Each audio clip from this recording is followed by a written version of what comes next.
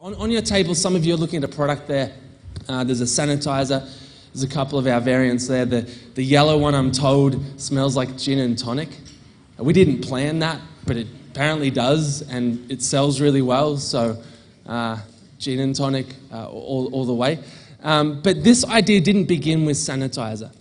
It didn't begin with that product. It began not even with the product of bottled water, which is where people think we first began. Could I ask just a quick question in this room? It's about bottled water. Now, my hand's already up for this, but could you put your hand up if you think, and just be real honest, if you think bottled water is just a little bit silly? Kind of a waste of money, yeah? Tap water for free? Cool. All right, now put your hand up if you've ever bought a bottle before. Yes. That's my favorite moment. Because bottled water is stupid. It totally is. We probably shouldn't buy it. And I think I'm the first to put my hand up and say, yeah, what a dumb product. But see, from time to time, we're out and about and we're thirsty. Our tap isn't next to us. And so we'll pay $3, $4 for a bottle of water. And as stupid as that moment is, it kind of sums up, probably not the greatest part, but a part of our society. We'll pay for convenience. We know it's not worth $3. We know it's not worth $4. We'll pay it anyway. And what's interesting is when I was in first year uni, I was 19 years old, RMIT up the road here. I was reading, yeah, come on, RMIT. Awesome. Yeah, RMIT. Awesome. Don't check the records. I may not have completed, but I started at RMIT. Yay. I told mum and dad I deferred, but that's kind of got old now. But look, first year uni, I read about the world water crisis, and it kind of blew my mind. I read stats that 900 million people at the time didn't have access to clean water. I click on that stat, I think, look, it's a big problem, but then I begin to read individual stories of kids who were my age and really as young as 4 and 5. And they're walking to collect water for their family. Now, some of these kids are spending half a day, some even a whole day. And I looked at that, and I watched these videos, I'm thinking, well, I've never had to do that. I've never had to walk 5, 10 kilometers for water. Now, some stories I watched began to move me because they talked about the water they brought home ended up killing siblings. And the stats say that every single day, 4,500 children die from waterborne disease. And it's kind of just another stat. And I'm not sure about you, but for me, global poverty wasn't something I grew up in. I knew it existed, but it was out there somewhere. You know, I'd sponsored a child through World Vision, so I kind of thought, and this doesn't sound good, but I thought I'd tick that box. You know, I've helped the world. Now I'm doing my future, my career at RMIT. And have this moment where I'm sitting at my computer and I start to cry. Not necessarily because of the stories or the stats, because we've all heard stats before. But I had this thought, what if that story was me? And then I thought, I've got twin sisters who are younger than me, Jess and Mel. And I thought, imagine that moment of walking every day to get water for them. Let's say we did grow up in a part of sub-Saharan Africa that had water issues. So imagine walking to collect water for them, and then I watch them die. And then I find out it was the water I got them that killed them. And I'm sitting there contemplating this, and I realized that's not my story. And it hopefully never will be. But the fact that it was some other young person's story in our world just made me uncomfortable. And uncomfortable, like I want to do something. And I think in this room, we're probably all like that at times. Like, I want to do something, I want to make a difference. But for me, I felt overwhelmed. I'm like, what difference could I really make? And the answer probably wasn't much. But then I had this thought. I can't probably make much of a difference, but what if we could? Who is we? Well, in my research of the world water crisis, I discovered we spend $600 million on bottled water every year in Australia. Globally, we spent $50 billion. That was in 2008. Today, it's over $100 billion spent on bottled water. Who is we? It's us. It's that dumb moment. And I had this thought, what if, because bottled water is stupid, we launched a brand of bottled water? Take on the multinationals, the big brands out there, and give consumers a choice. And in that moment, get them to buy a product that exists 100% to get water to people who need it. And this was the idea I had, and it kind of seemed simple. At the time, it felt so possible. I caught up with my girlfriend at the time, Justine, and my best mate, Jared, and I told them about this idea. And they're like, yeah, that's awesome. We're in. Now, apparently, you're not really meant to get into business with your girlfriend or best friend because it could go south, but did that. Things worked out pretty well.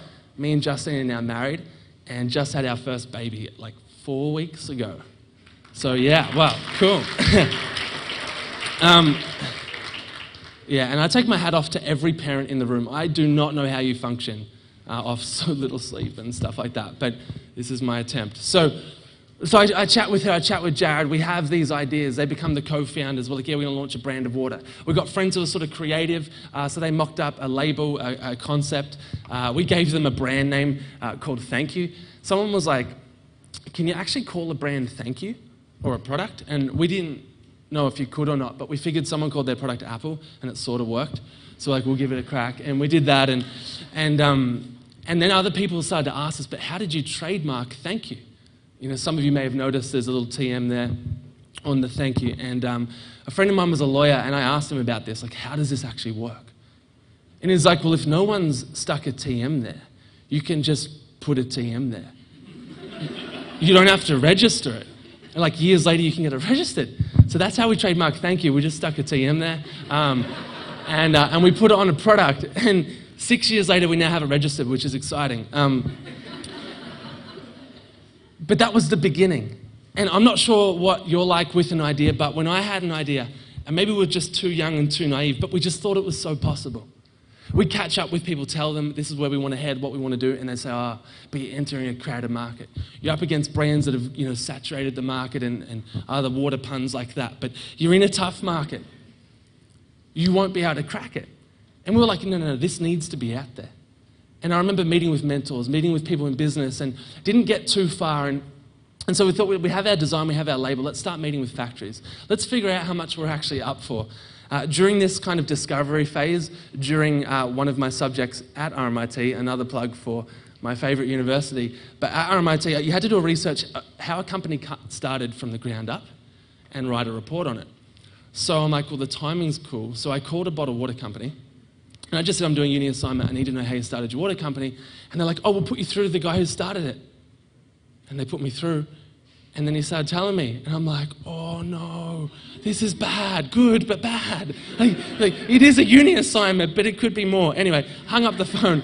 I feel a little bad because we're a little bigger than them now, but I have confessed to him. I did confess to him what I did, and thankfully he laughed and didn't sue us. But, you know, on that phone chat, he didn't share trade secrets. You probably don't share trade secrets with an annoying uni student, but he did talk of the hundreds of thousands of dollars in startup expenses. That was overwhelming, like really overwhelming. I mean, we had a combined net worth at the time, and we sort of joke about this, but we had about $1,000 between us. And he was talking about having hundreds of thousands of dollars. So we thought, well, he could be right, but he could be wrong. Let's just start meeting with factories anyway.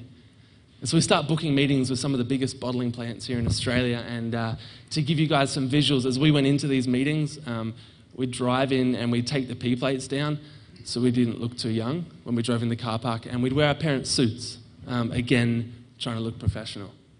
And we'd walk in and we'd say, we're launching a huge brand of water, and it was always met with the same pushback.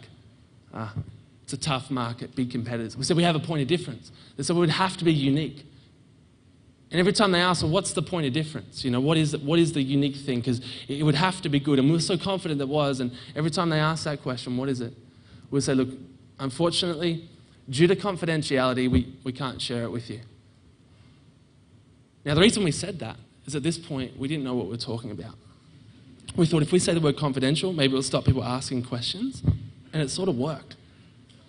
Like, we'd get through meeting after meeting, and we're just nodding along, smiling at acronyms. I'm sure none of you have done that before. And we're going, we better learn what that means and what that means. And we're sort of going through these meetings, and at the end of it, we're like, wow, we're going to need hundreds of thousands of dollars. We get to the 5th factory. We just pitched the idea. This is what we want to do. We want to change the world one bottle at a time. Guy says, I love it. I'm in. We're like, what does that mean? He goes, you go and sell the water, then pay me the cost of goods when you can. No money up front. From there, Visi got on board, donated 30,000 bottles, which was cool, and they gave us a bottle shape that no one else was using. And so all of a sudden, we went from idea to now product, but the factory manager said, how are you getting it to market? I'm like, oh, it's all cool. Next week, we're meeting with MBC. And when we said that acronym, we didn't know what it meant, but he started laughing. And we laughed with him, because that's what you do in meetings. You sort of try and, mirror and stuff. And we didn't know what he was talking about. But then he says, they're the largest private distributor of beverages in the country. They're not going to take you. They do Lipton, Red Bull, Bundaberg ginger beer. The way this works is start small and work your way up. Maybe one day a group like that would be interested. And the thought we had was, he's probably right. But as we left that meeting, there was another thought. A thought that has turned out to be probably one of the most powerful thoughts that we've ever had in Thankyou. And we apply it to everything we do, from our marketing, digital to product. But the thought was this: what if he's wrong? And it wasn't with disrespect to experience, because experience is important. But what if his experience is wrong? We went and pitched anyway and presented, and it was a bit of a rough pitch now. I think back to it, everything we did was, but we held up this A3 poster of what the water would look like, because we couldn't get the bottle in time for the meeting. And as we waved our hands about it, he says, I love it. I'll take 50,000 units. How quick can you get it to me? This was the meeting we weren't meant to ever see an order from. And when he asked, how quick can you get it to us, I was like, it was a bit of an awkward pause. I was like, 3 weeks. He's like, gee, that's quick. Well, yeah, we're pretty quick at Thankyou Water. And so it turns out 3 weeks in manufacturing is not long. At a uni assignment, it's a long time, 3 weeks. But at manufacturing level, the factory manager was like, I cannot believe you got the order. Why 3 weeks? Did they say that? I'm like, no, we did. He's like, you idiot. But so I suppose now we have idea, now we have product, now it's going to market. But then something interesting happens, because what I thought the story should be is that we all go on to live happily ever after. We fund millions of projects around the world. This takes off, but it didn't. We launched with a product recall because the labels were scrunched on to the point you couldn't read it. We had our first factory end up just caving in after a year. Didn't supply product for 5 weeks. We lost 300 of 350 stock as it took us a year to build up. Every pitch to every retailer in the country got the same pushback. You're up against brands who are investing millions of dollars in above the line, below the line. We learnt what those meant.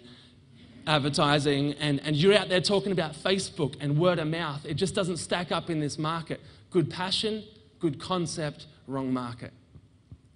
We got that for 3 years. Some people are like, well, why would you hang in there for 3 years? Before I tell you that, just a quick shot of our team. There's now 35 staff in the team. There's a shot of Jared and Justine up there and more. But at Thankyou, we talk about teamwork makes the dream work. And I think if you're going to do anything remarkable, any type of remarkable disruption, it's about teamwork. And at the end, I'm going to show you an example that didn't come from our creative team, didn't come from our marketing, our digital team. It came from one of the sales guys. But teamwork makes the dream work. It's our success of the organisation. There's a shot of Jared for you with the first run of product and product on the production line. But the 3 years were tough because we met with retailers that would say yes. 2 retailers said, we're interested, no, which was discouraging. Then both came out with their own bottle of water that went to funding water projects.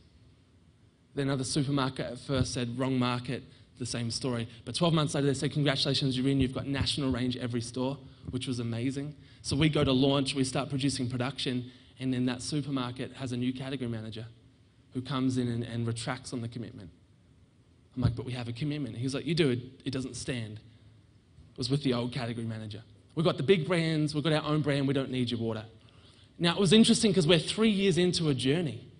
I mean, we've got a great product. We've got fans on Facebook. We've got the most, exciting, the group on Facebook. They love it. They're so passionate. It's all about cause. I mean, we're pitching everything. We even had a run on Sunrise. Channel 7 Sunrise covered our story, flew us to Cambodia, covered all the expenses, which was awesome. And then we filmed on the ground. We filmed back here at the factory. And then we took this clip. It was a 2-day clip. So it was a feature over 2 days. Went for 15 minutes. And we took it to the retailers. We said, hey, remember how you said we didn't have awareness? Well, now we do. check this out. They're like, that's not awareness, it's a one hit. It's a pretty good one hit, it was over 2 days. They said, yeah, but it's not enough in this market. And we said, we have to do something different. And we did, we took a risk. And I love this thought, who says you have to do things the way they've always been done? And we did this when we picked a retailer. We picked 7-Eleven Australia. There were things about their brand we loved, and there was some reasons we thought this could work. So we picked them, we booked a meeting with them, and 2 weeks prior to the meeting, we launched this on Facebook. And it was just a little note to our fans saying, 2 weeks from today, we're presenting to 7-Eleven Australia. And we'd love you to jump onto their Facebook wall and say, 7-Eleven, if you stock Thankyou water, I'd buy it. Now, some people might call this ambush marketing. It wasn't. It was just a friendly bit of awareness, pre-pitch. I know 7-Eleven's in the room today. They're great friends of ours now. But, you know, it was an interesting one. It did look like ambush marketing. I mean, this went crazy. We had hundreds of people posting. I'm going to play a bit of a clip. I'll probably stop it halfway through just for the sake of time. But I want to show you what people started uploading onto the 7-Eleven Facebook wall. This is pre-meeting. While this was happening, the project ran our story. Carrie Bickmore told everyone to hit Facebook, which was kind of helpful. But let's check this clip out. This is what people uploaded onto the 7-Eleven Facebook wall. Okay, let's get down to business. Hey guys, Jules Lund here from Getaway. Hi, I'm Patricia from Yogurts. Hi, my name is Mikey. I'm Kat. I'm Paul. Hey guys, I'm John here. My name is Lucy. This is Mosaic and Drew. Vita Adam here. My name's Rich. My name's Louis. And Dean Gaia. Christopher Wayne. My name's Rudy. Gerard. Joanna. Hello. Tia. Teresa. Hey, baby. Ross. Daniel. It's Craig and Waterholic. I love Thankyou water. Where's your Thankyou water? We love Thankyou water. 7-Eleven, please stop Thankyou water. 7-Eleven, stop Thankyou water. I'll get Daddy to buy it. Thankyou water, Thankyou water. If you stocked it, I would buy it. I would definitely buy it. I'd buy it. I would buy it. I would definitely buy them. Everybody look to the left. Everybody look to the right. Can you see it? We'll pay for it tonight. Okay. I'm just going to move on, but this just goes on and on. People uploading. We're watching this like, this is amazing. And then when the phone rang from 7-Eleven, I was a little nervous. I'm like, uh-oh, have we gone too far? I'm not sure, are there rules for this stuff? Like, how does this work? And we met 7-Eleven, they loved it. They loved it because we didn't just pitch a product. Because they get product pitches every single day of the week. Hundreds of them. We pitched a product, but we proved the concept, we proved awareness, and they did one of the fastest new product launches. Product hit the market. From day one, it outsold other brands. And what was interesting is 7-Eleven saw not just the success of the product, but they bought into why we did what we did. They bought into the impact that they were making as an organization, that their franchisees, that their customers were making. And what went from a little Facebook campaign went to a whole business that got sort of united to our cause and our vision, and 7-Eleven ended up doing something remarkable. They took their own home brand, which was called Munch Water, out of the fridge, just to give us more fridge space and the lowest price point. What that did to our sales, and to give you guys the numbers, it took us the first 3 years before 7-Eleven were on board. We'd helped 5,000 people get access to safe water, raised about 50 grand. And that wasn't good, just to put that out there. Year 1 was 7.5 grand, year 2 was 7,800, which isn't good growth. So a slow start, 7-Eleven come on board, and in a big way by year 5, been able to raise over $500,000, helping over 50,000 people get access to safe water. 7-Eleven came to the field. Our supporters started thanking 7-Eleven. Like, it's turned from a partnership into almost a friendship, and I say that knowing they're in the room. I'm looking for the facial expression. Maybe we're not friends, I'm not sure, but I think we're friends. And 7-Eleven's been amazing. To date, they've raised over $1 million to water projects just through their sales. So that was at year 3. We did something the way it had never been done before, and we got a different result. But between year 3 and year 5, we didn't just sell water. People thought we did, but behind the scenes we were working on something much, much bigger. We're developing the Thankyou range. Thankyou food products. Wow, that picture's interesting. So is that one, but that's okay. So a bit of cool. Anyway, that's our food range, and then our body care range in front of you there. The food range going to fund food programs, body care going to fund health, hygiene, sanitation, toilets and stuff like that in developing countries. So it's this idea that each of us can make an impact globally, not just to one area, not just water, but to sustainable development that our community needs. And so we developed the products for 2 years and developed a tracker system. Now, this is a world first in this product space, and you'll see it on the table in front of you, but every product has its own unique tracker code. And when you type it into our website, we'll zoom into GPS coordinates of the exact project you're funding. This is like just combining the digital space to traditionally a sphere that everyone's lost trust. Yeah, but how do I know I'm making impact? What difference am I really making? Well, we'll prove it. We'll show you GPS coordinates. Then 6 to 12 months later, we'll send you a final field report. And for 2 years, we develop all of this, and people say to us, you are crazy. You've wasted all this time with your tracker thing and all your new products, because do you not realize it's been 5 years and you couldn't get your 1 bottle of water into either Coles or Woolies? And we tried. Now you've got 14 products? How are they going to take it? We said we had an idea, and when we told people the idea, they said, you're crazy. That confirms it. But we did launch it anyway. In 2013, we launched this. We called it the Coles and Woolworths campaign. Now, some people say you can't put the two biggest retailers who hate each other in the same sentence, but Wes, our graphic designer, didn't find it too hard. He just did it. And we launched a video. The video got 80,000 views in 2 weeks. It explained everything. It explained how we booked a meeting with Coles and Woolies, and we need people to jump on and show their support for the Thankyou range. Clip goes viral, or well, semi-viral for Australia anyway. 15 different celebrities get behind it. Media starts reporting on that, reach of like 15.5 million impressions, which is kind of a bit of a dumb stat, but it made us feel good because we didn't have a marketing budget. And then on top of that, we may have also flown this from a helicopter. It was a sign that said, hey Coles, thank you for changing the world, in brackets, if you say yes, because we hadn't met him yet. And then we flew over their head office for half an hour. Now, at the same time we did that, we flew this over Woolworths head office. It was just to try and get a message across, and it sort of worked. Again, it looks like ambush marketing, not the point. We pitched. 5 hours after the first meeting, they said yes to the entire range. 3 hours after the second meeting, they said yes to the entire range. And what happened, and we didn't know this, but to this day, no product range across that many categories has ever been ranged within hours of the first meeting like that. And then when you get the ranging commitment, it could take 6 months to hit shelf. This took 1. We nearly killed ourselves getting it done, but we got product to market, and that was kind of cool. And this is a bit of our story, but I want to just share a couple of thoughts with you, a couple of takeaways from you in the digital space that maybe you can apply to what you do. And my first thought is this: if you don't change the game, someone else will. The year is 2015. We know it's the year that the largest taxi company in the world, the largest accommodation provider in the world, owns no cars, owns no accommodation. They've disrupted markets, Uber, Airbnb. They're really overused examples, but they're great examples. Why? Because they challenge the way things have always been done.